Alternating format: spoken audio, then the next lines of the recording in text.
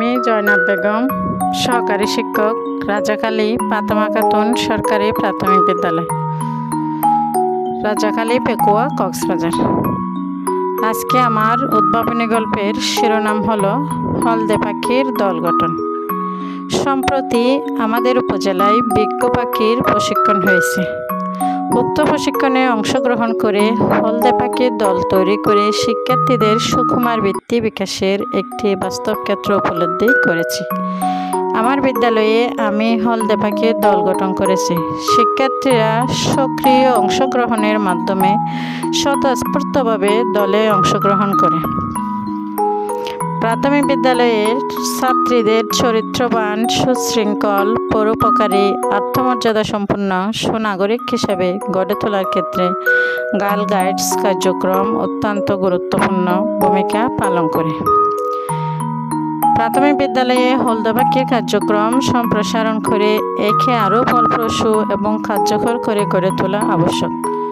হলদে পাখির দল গঠন ও পরিচালনার জন্য 6 থেকে 10 বছর বয়সী মেয়েদের জন্য প্রয়োজন একজন প্রশিক্ষণপ্রাপ্ত হলদে পাখি গাইডার বা বিজ্ঞ পাখি।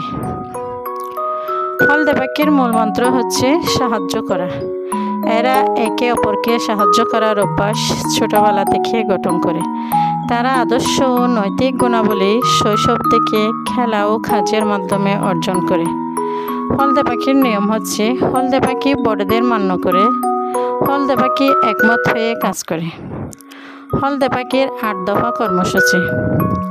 হলদে পাখি সদা জাগ্রত, হলদে পাখি স্বাস্থ্য রক্ষায় সচেষ্ট, হলদে পাখি ঘরের কাজে হাত লাগায়, হলদে পাখি জিনিস তৈরি করে, হলদে পাখি যথাসাধ্য সাহায্য করে, হলদে পাখি মিশুক, হলদে পাখি অন্যকে সাহায্য করে, হলদে পাখি বাইরের জগৎ থেকে আনন্দ পায়।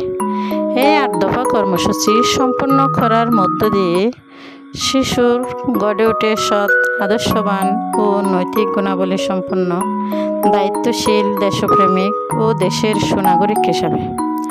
হলদে পাখির জাত গার্ল গাইডের খলকাকলি মুখর স্তর।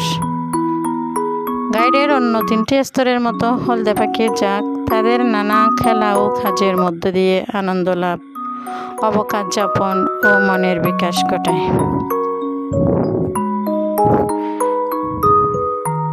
সকলের সুস্বাস্থ্য ও দীর্ঘায়ু কামনা করে আমার উদ্ভাবনী গল্পের সমাপ্তি করলাম। সুস্থ থাকুন, ভালো থাকুন, নিরাপদে থাকুন।